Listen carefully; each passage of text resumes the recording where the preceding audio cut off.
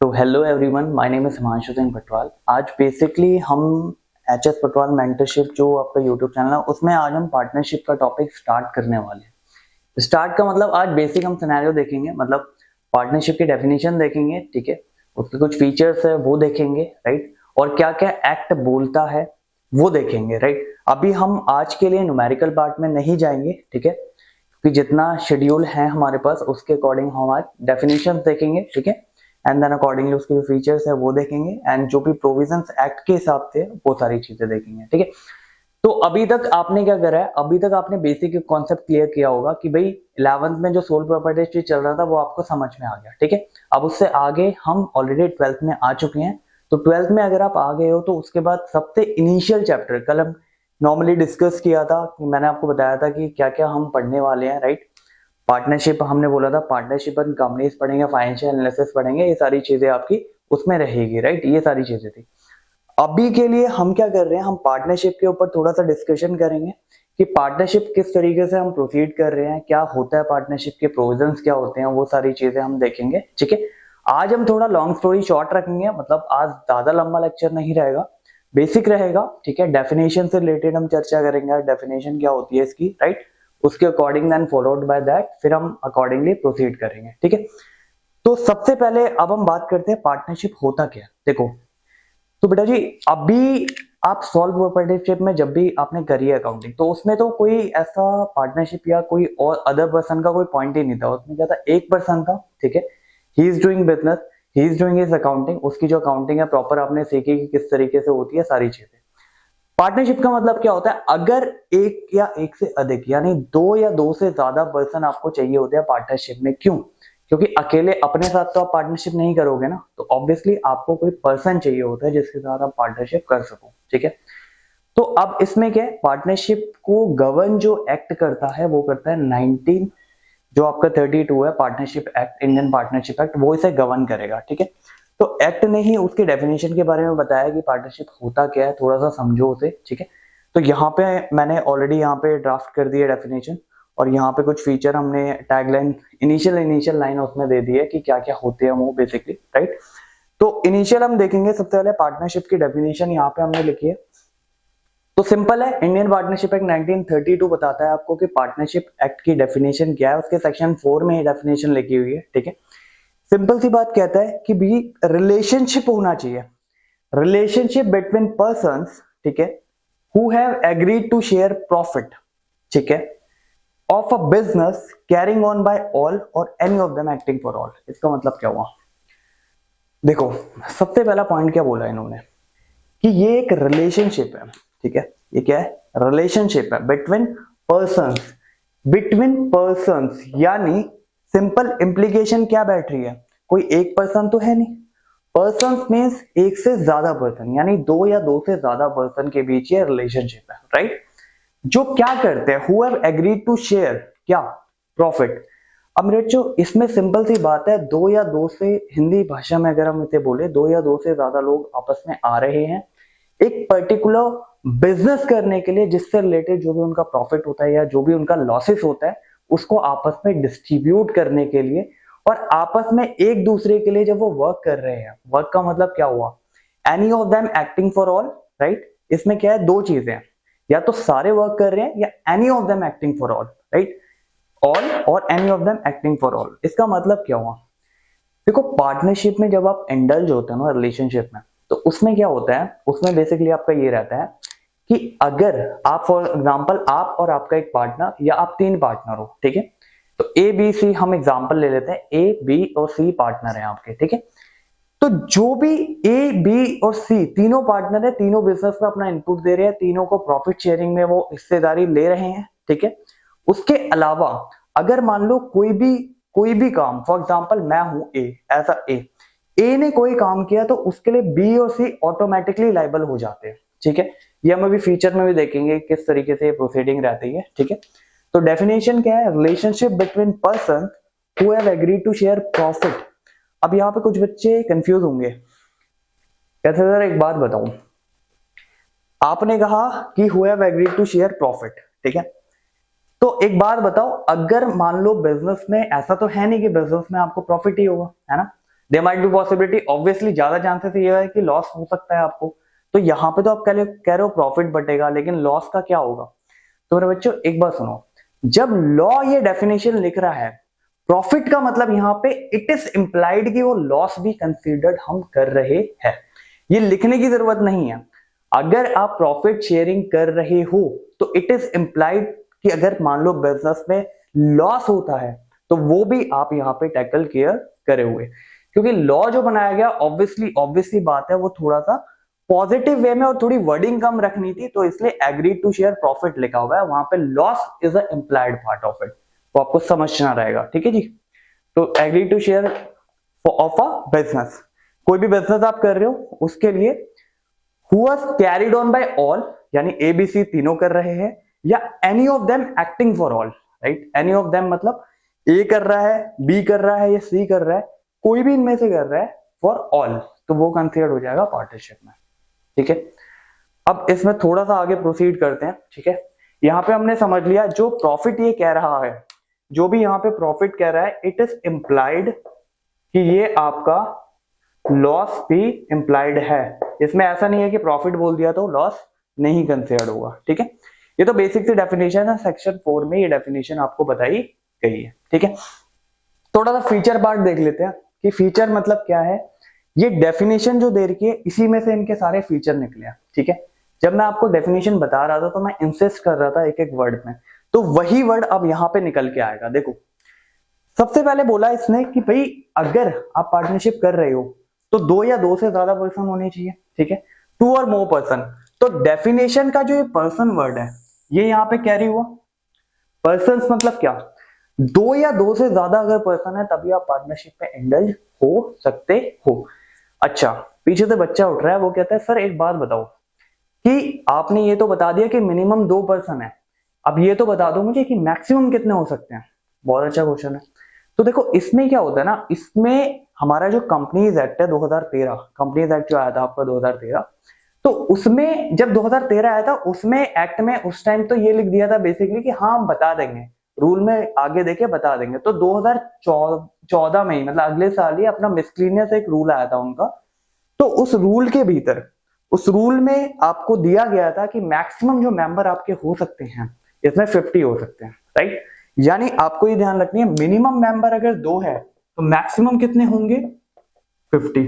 और ये कहां दिया था आपको 50, जो कंपनीज एक्ट के रूल आए थे 2014 वाले, उसके रूल 10 में ये बात लिखी गई है कि आपका 50 मैक्सिमम मेंबर हो सकते हैं।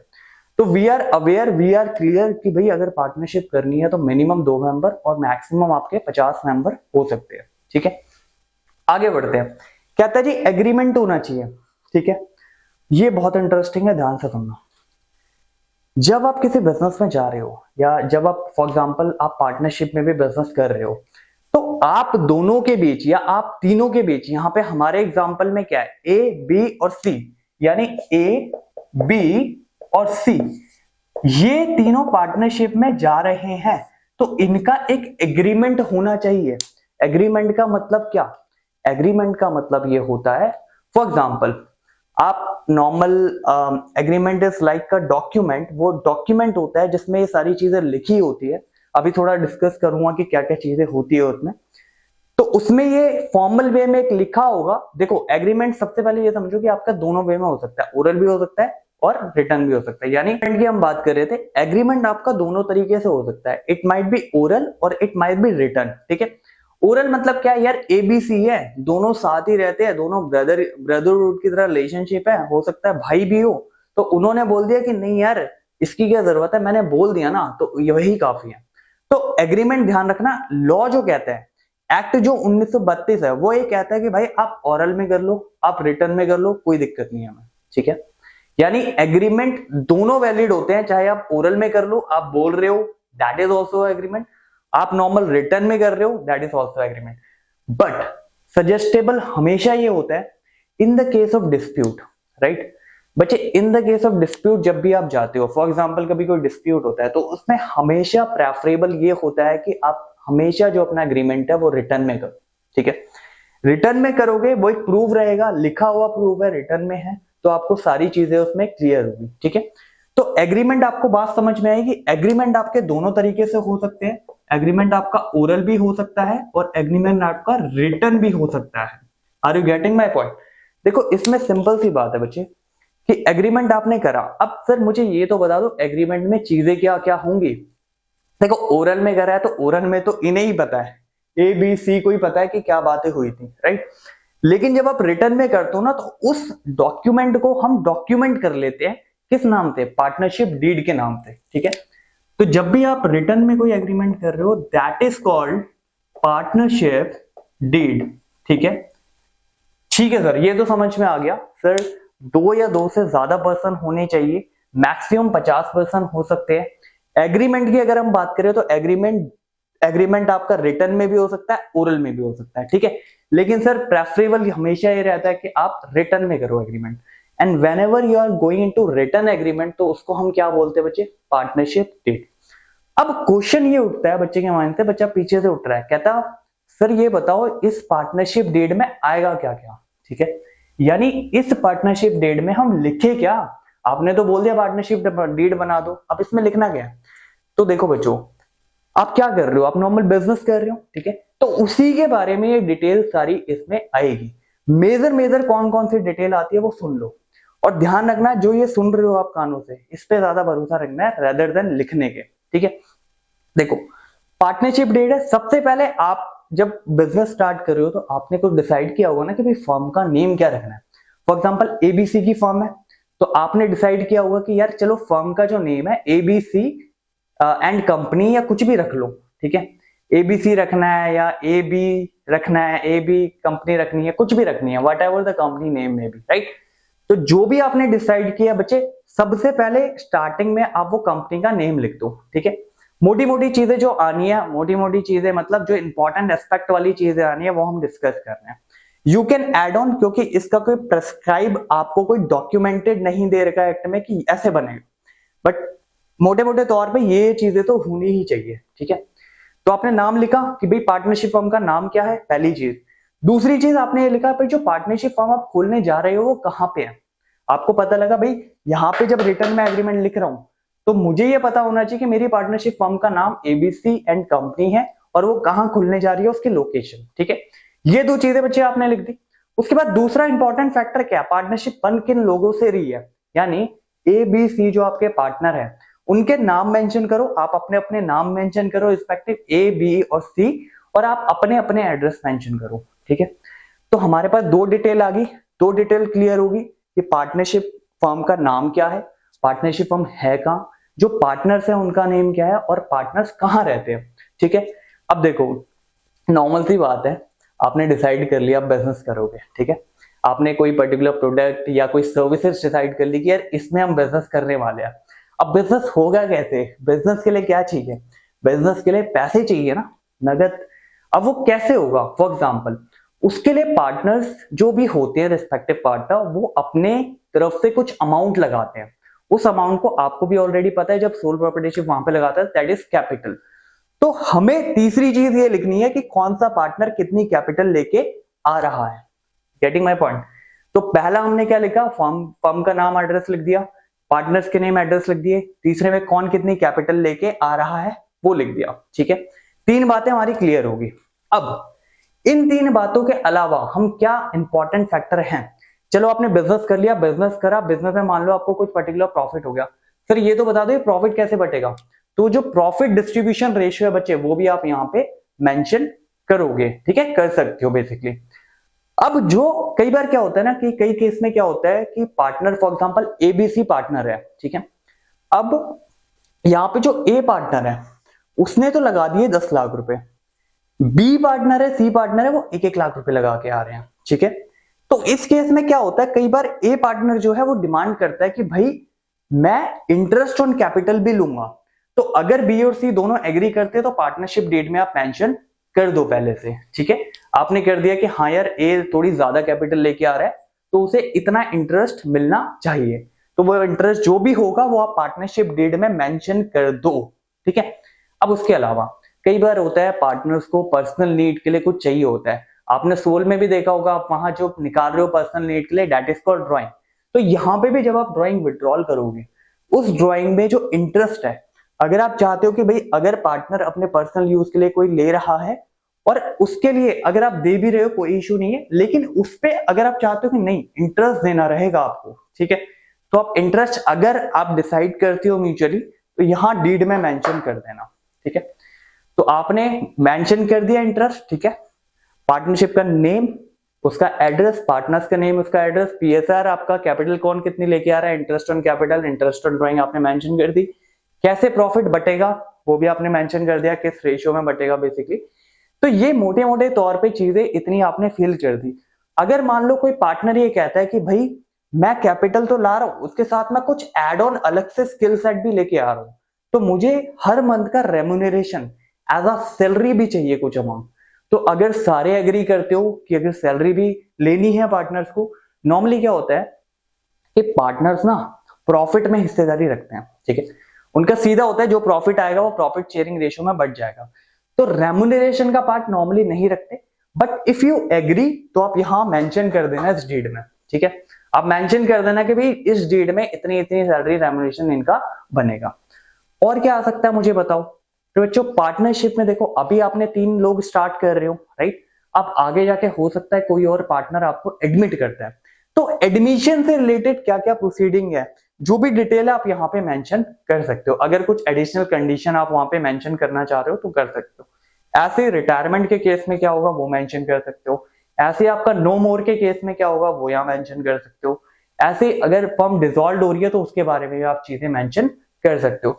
तो मोटे मोटे तौर पे एक चिट्ठा तैयार हो गया आपका कि भाई पार्टनरशिप फर्म जो है उसका नाम, किस नेचर का बिजनेस कर रही है ये मेंशन करना जरूरी है कि जो भी आप कर रहे हो, चाहे वो आप गुड्स का कर रहे हो, चाहे आप सर्विस का कर रहे हो, कंसल्टेंसी कर रहे हो, whatever you are doing, तो आपको नेचर भी यहाँ पे मेंशन करना है, ठीक है। अभी ये चीजें मैंने लिखनी है, मैं चाहे बोल रहा हूँ, तो ये चीजें आपको सुन के ध्यान रखनी है। बेसिकली इसका कोई फॉर्मेट नहीं है, तो आपको बस दिमाग लगाना है कि भाई बिजनेस कर रहा हूँ तो बिजनेस का नाम क्या है, उसका एड्रेस क्या है, जो पार्टनर है उनका नाम क्या है, उनका एड्रेस क्या है। अगर मान लो कैपिटल लेके आ रहे हो तो कितनी कितनी कैपिटल ला रहे हैं, इंटरेस्ट ऑन कैपिटल में इंटरेस्ट देना है तो कितना देना है, ड्राइंग अगर ले रहे हैं तो उसमें इंटरेस्ट देना है तो कितना देना है, राइट। उसके अलावा एडमिशन के टाइम पे कुछ एडिशन करते हैं या मतलब कुछ ऐसी कंडीशन आप मेंशन करना चाहते हो, या उसके अलावा अगर हम बात करें पीएसआर बहुत इंपॉर्टेंट है, प्रॉफिट शेयरिंग रेशियो कितना रहेगा वो आपको मेंशन करना है। तो ये कुछ बातें हैं जो आपको डीड में मेंशन करनी होती है। तो 2 चीजें अपनी अभी हमने देखी है कि पार्टनरशिप जो 2 या 2 से ज्यादा लोग करेंगे, ठीक है। दूसरा डीड होनी चाहिए, डीड ओरल भी हो सकती है, रिटर्न भी हो सकती है। रिटर्न डीड को हम पार्टनरशिप डीड बोलते हैं, उसमें ये चीजें आती है जो भी हमने डिस्कस अभी करी है। तीसरी बात यह भाई साहब आप जो बिजनेस करोगे वो बिजनेस होना चाहिए, वो ऐसा नहीं है। फॉर एग्जाम्पल लेट्स से आपने कोई भी एसेट्स, फॉर एग्जाम्पल आपने कोई एसेट्स खरीदी, कुछ भी एसेट्स हो सकती है वो, राइट, अपने कोई पर्सनल यूज के लिए आपने कोई एसेट्स मिलके खरीदी है, राइट। उसका पर्पस ये नहीं है कि आप उसे आगे सेल कर रहे हो, उसको आप अपने यूज में लेके आ रहे हो। अगर वो एसेट्स आप अपने यूज में लेके आ रहे हो तो that is not a business. बेशक आपने 50-50 अमाउंट दे के वो खरीदा है, but still if you are not doing business तो उसे हम पार्टनरशिप नहीं बोलेंगे। बिजनेस का मतलब क्या है, आपका काम है उस पर्टिकुलर कोई भी सामान है, फॉर एग्जाम्पल आप ट्रेडिंग ही कर रहे हो लेट्स से, राइट, आपने कोई सामान खरीदा और उसको आप बेच रहे हो, उसको बेच के कुछ मुनाफा कुछ प्रॉफिट आपको हो रहा है, या मान लो आपको कई बार लॉस भी हो सकता है चीजों में, ठीक है, ड्यू टू एक्सपेंस आपके ज्यादा हो जाए। तो अगर उसमें रेगुलर बेसिस पे काम चल रहा है, परचेज का, सेल का, मैन्युफैक्चरिंग का, सेल का, ये सारा काम अगर रेगुलर बेसिस पे चल रहा है और रेगुलर बेसिस पे आपका प्रॉफिट या लॉस जनरेट हो रहा है तो उसे हम बिजनेस बोलेंगे, ठीक है जी। तो तीसरा काम क्या हो गया आपका, बिजनेस होना चाहिए। तो ये भी हमने यहां से उठाया, share of profit according to business. Are you getting my point? Second, अब इसमें म्यूचुअल एजेंसी, म्यूचुअल एजेंसी क्या कहता है, कैरिड ऑन बाय ऑल और any of them acting for all. देखो पार्टनरशिप का एक नॉर्मल सा असूल है कि अगर A, B and C 3 partner है लेट से, ठीक है। अब ए, जैसे मैंने आपको इनिशियली बताया था कि ए अगर कोई ऐसी चीज कर रहा है जिसमें वो डील कर रहा है किसी थर्ड पार्टी से, थर्ड पार्टी कौन हो सकती है, थर्ड पार्टी कोई बाहर की पार्टी है जिससे बिजनेस उनका हो रहा है। अगर ए डील कर रहा है, कोई भी ए ने डील लॉक कर दी या कोई भी कमिटमेंट कर दी, तो उसके लिए बी और सी ऑटोमेटिकली लाइबल हो जाएंगे, राइट। तो म्यूचुअल एजेंसी का मतलब क्या है, कोई भी पार्टनर है उसको पूरा हक है कि कभी वो बिजनेस की कोई भी ट्रांजैक्शन देख सकता है, यानी कोई भी चीजें चल रही है, कोई भी बिजनेस के अफेयर चल रहे हैं, उसमें वो डायरेक्टली इन्वॉल्व हो सकता है कभी भी, right. And both are responsible for each other, क्योंकि इनके बीच एक रिलेशन होता है प्यारा सा, उसे बोलते हैं principal and agent relationship, right. तो वो जो रिलेशनशिप होता है उसके बिहाफ पे ये लोग एक दूसरे के लिए एप्लीकेबल हो जाते हैं, फॉर एग्जाम्पल रिस्पॉन्सिबल हो जाते हैं ऑटोमेटिकली।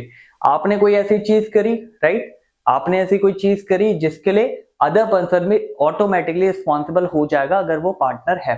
तो म्यूचुअल एजेंसी, पहला, पार्टनर कभी भी अफेयर्स में, जो बिजनेस के अफेयर है उसमें कभी भी उठा के चेक कर सकता है। दूसरा, इनके बीच एक म्यूचुअल एजेंसी ऑटोमेटिकली होती है, राइट, तभी ये पार्टनरशिप बिजनेस है बेसिकली। अब आगे आ जाओ। अब मैंने क्या बोला, शेयरिंग ऑफ प्रॉफिट, ठीक है, ये वाला एग्रीड टू शेयर प्रॉफिट, ठीक है जी।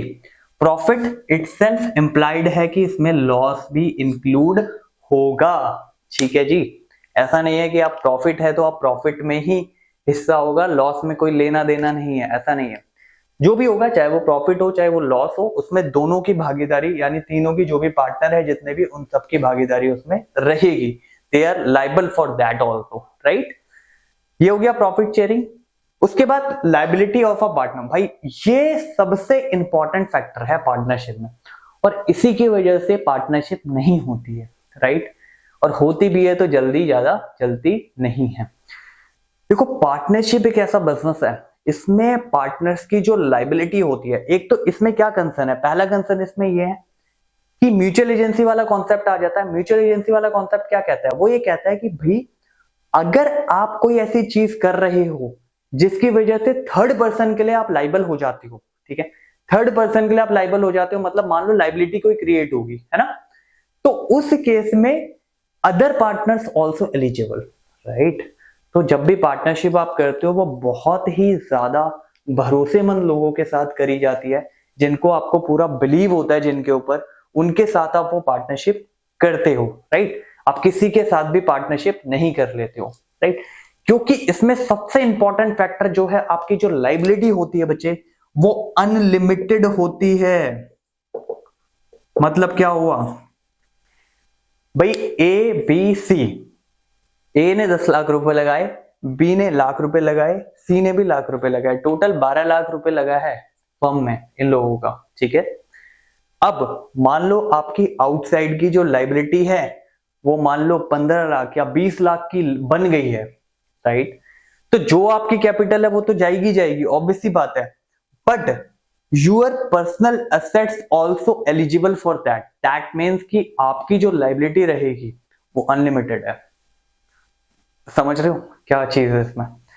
तो खेल पूरा यहीं पे है कि इसको बहुत ही समझदारी से देख के करना रहता है कि कैसे आप इसे प्रोसीड कर रहे हो, किस तरीके से लेके जा रहे हो, because liability is unlimited, you need to take care of it, right.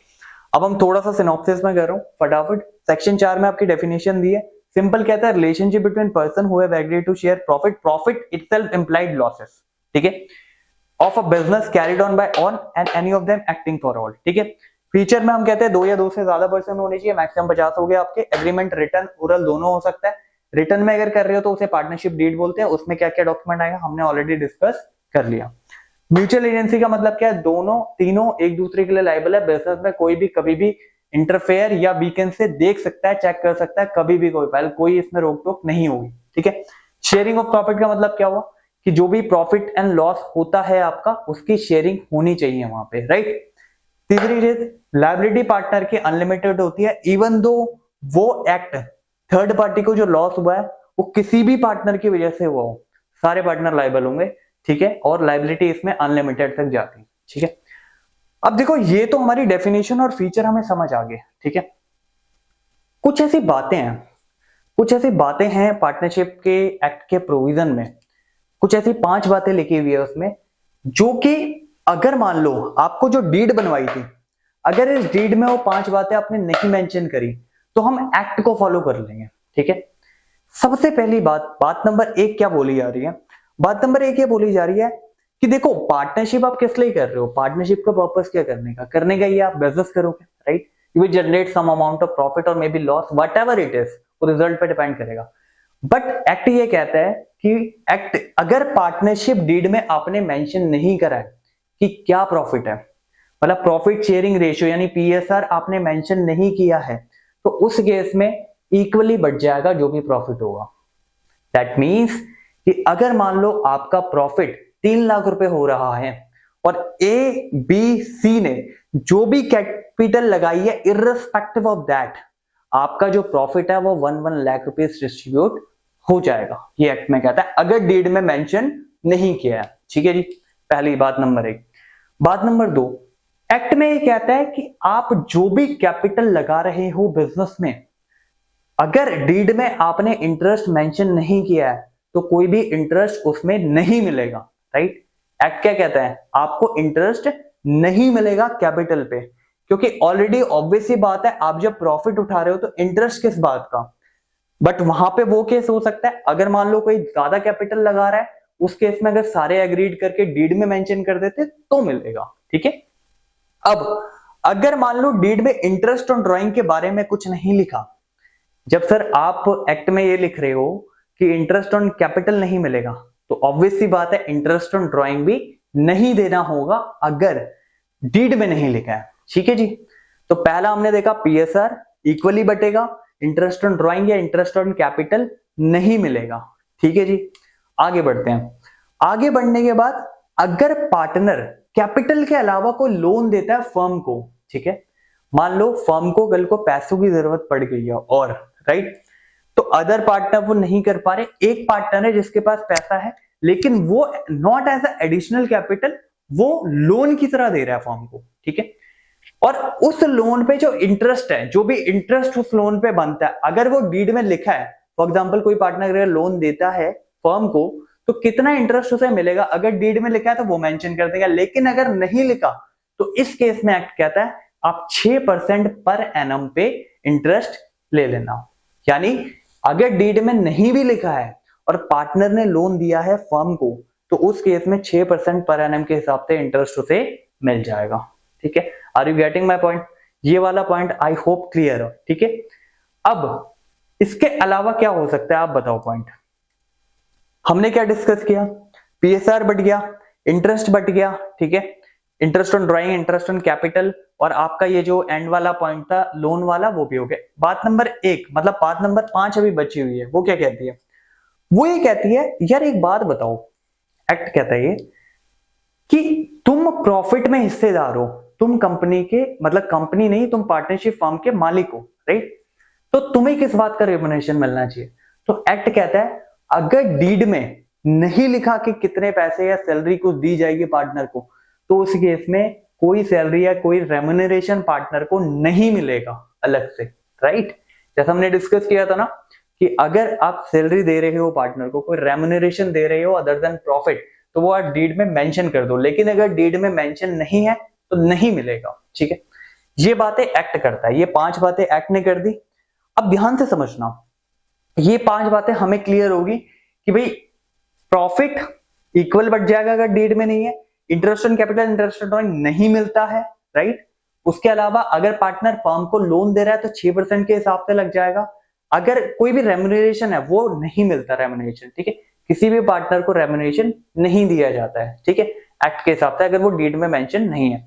इसके अलावा एक्ट ने एड ऑन में 2 बातें और लिखी है। ठीक है, 2 बातों में उसने क्या कहा है, बात नंबर 1 उसने कही है कि अगर पार्टनर फर्म की असेट्स और फर्म का नेम यूज करके, मान लो एबीसी पार्टनर थे, ए पार्टनर ने फर्म का नेम या फर्म की असेट्स यूज करके कोई प्रॉफिट जनरेट कर लिया, राइट, कोई ऐसा, मतलब मान लो सर्विस देता है तो कोई उसने सर्विस दे दी जिससे प्रॉफिट जनरेट हो गया, तो वो प्रॉफिट के लिए ए लाइबल नहीं होगा, बेशक उसने इंडिपेंडेंट कैपेसिटी में कर लिया वो काम जाके बिना बताए, जो भी प्रॉफिट होगा वो फर्म के प्रॉफिट में ही एड ऑन किया जाएगा। बात नंबर 1 एड ऑन।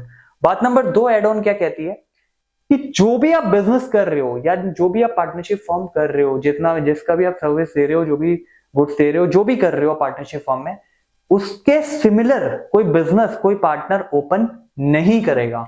अगर करता है तो उससे जो एडिशनल वो खोल रहा है उससे जो भी प्रॉफिट होगा वो इसी फर्म का पार्ट हो जाएगा। Are you getting my point?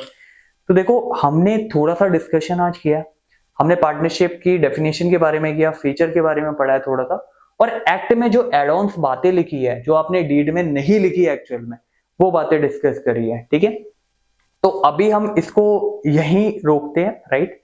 अभी हमने जो जो डिस्कस करा है बेसिकली आप if you want to take the screenshot you can take the screenshot as well, right?